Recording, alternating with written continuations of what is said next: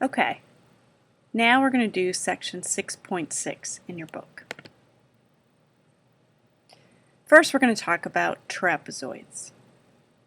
Remember that a parallelogram was a quadrilateral where both sets of opposite sides were parallel to each other. A trapezoid is a quadrilateral where only one set of opposite sides are parallel to each other. The other set are not parallel. So a trapezoid is not a type of parallelogram. The parallel sides are called the bases, and the non-parallel sides of a trapezoid are called the legs. Then we have pairs of base angles, and they're the angles made by the same base.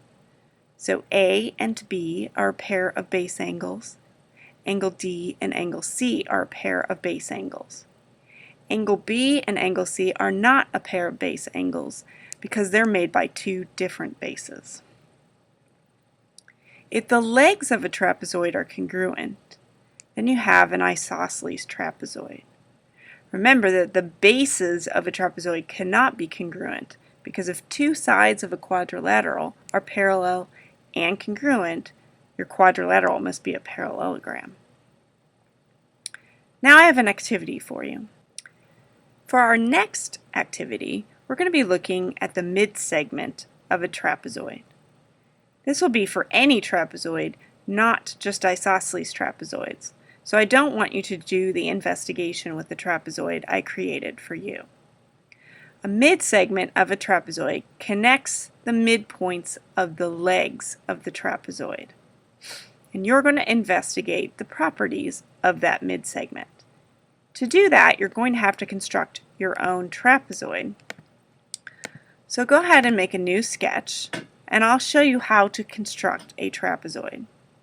Since the definition of a trapezoid is that one pair of sides are parallel, we are going to make two sides that are parallel. So I'm going to make segment AB and a point C that is not on that segment. I'm going to highlight segment AB and point C and ask Sketchpad to construct a parallel line. So Sketchpad knows that I want a parallel line to segment AB that goes through point C. On that parallel line, I want you to construct point D. I'm going to move point D a little bit. Then I'm going to go ahead and highlight point D and C and construct a segment. And then I'm going to fill in the legs of my trapezoid. So now I have a general trapezoid. The legs don't have to be congruent to each other. Okay, the final activity, or the final quadrilateral we're going to look at is called a kite. A kite is a quadrilateral with exactly two pairs of consecutive congruent sides. So in this case, opposite sides are not congruent, like a parallelogram, but the sides right next to each other are congruent. Notice that all four sides cannot be congruent because that would be a rhombus, which is a parallelogram. A kite is not a parallelogram. So the opposite sides are not congruent, nor are they parallel.